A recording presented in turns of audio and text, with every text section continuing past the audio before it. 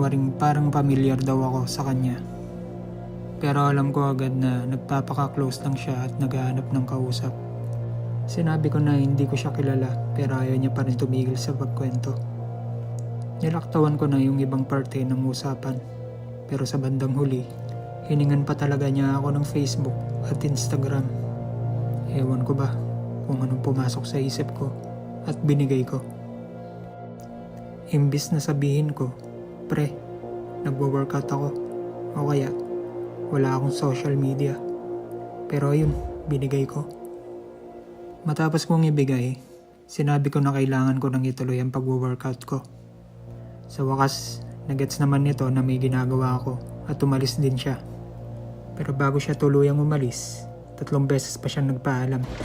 Parang baliw. Pag-uwi ko, nag-notify yung phone ko. Napabuntong